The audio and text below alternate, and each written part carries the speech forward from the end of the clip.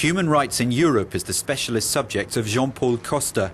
This French judge presides over the European Court of Human Rights in Strasbourg, a court that can concern itself with any citizen of the 47 member states of the Council of Europe. It was 60 years ago, just after the Second World War, that the 10 founding governments of the EU signed the European Convention on Human Rights.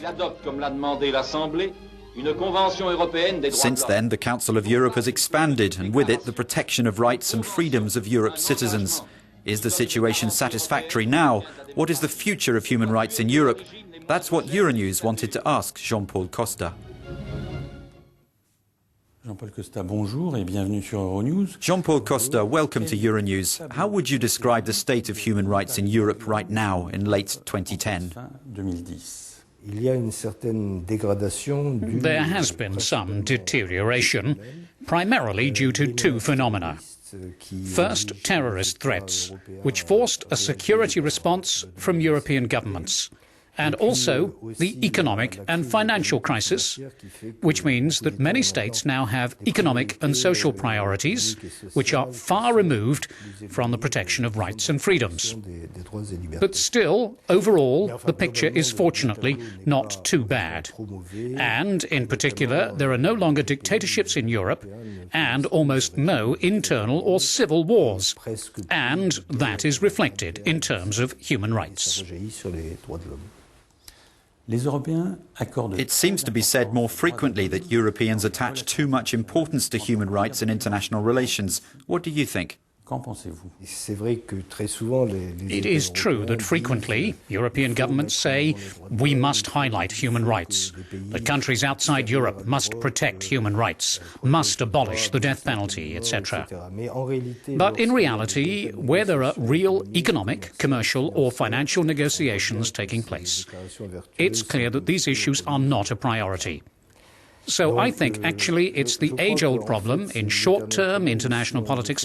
If we set the bar too high with regard to European standards, the major countries which Europe has to deal with will just shy away, and that is counterproductive.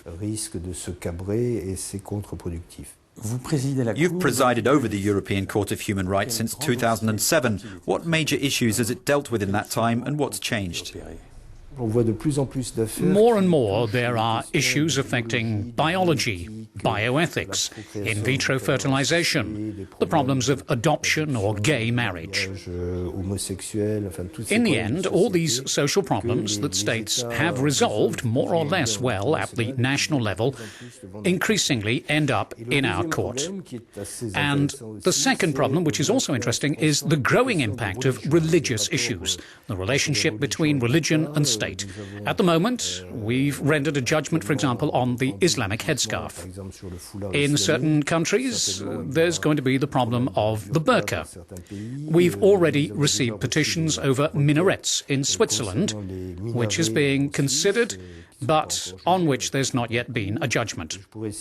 And I could cite many other examples not related to Islam, but other major religions practiced in Europe. One problem that is currently under consideration, with the hearing having been held in late June, is the presence of crucifixes in school classrooms in Italy. So you see, all these are issues that were not there or barely there 5 or 10 years ago. It shows that the European Court of Human Rights is now being called upon somewhat in all sorts of areas. How do you explain the increase in the number of cases of a religious nature? It's because, on one hand, the relationship between religions and states has become more problematic, more difficult, with greater tensions. And partly because often the state, national legislators, governments, parliaments are struggling to address these issues satisfactorily and therefore turn to the European Court of Human Rights to give a sort of general guidance, which isn't easy. It's really fascinating. It's a great honour for our court to be given this responsibility. But I can tell you, on a daily, practical basis, it's not always easy. What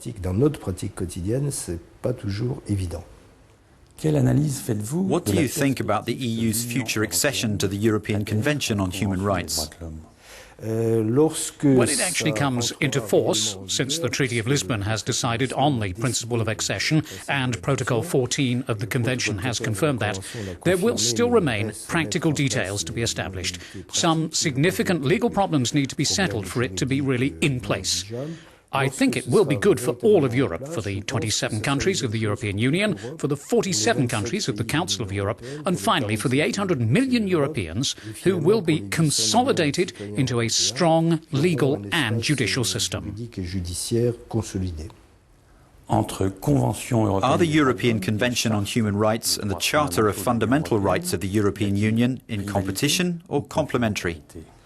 They are rather complementary because the Charter of Fundamental Rights of the European Union, which was developed in the year 2000 and has also come into force with the Treaty of Lisbon, is a kind of more modern and complete rereading of the European Convention on Human Rights. It deals with issues that were unknown 50 or 60 years ago, such as environmental protection, information technology, the internet, or even just advances in biology, biomedicine.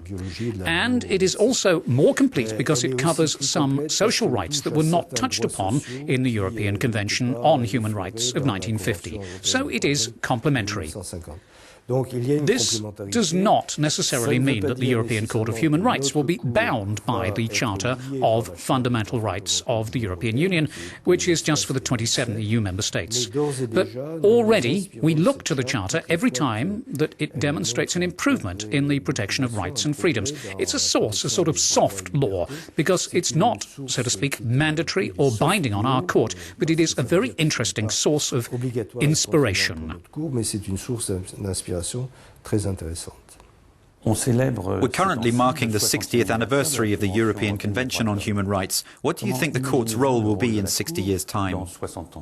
The most likely scenario, even if 60 years is a long way off and I probably won't be around to see if I'm right or not, is that the court will still have a role, but it will be more and more as a sort of subsidiary.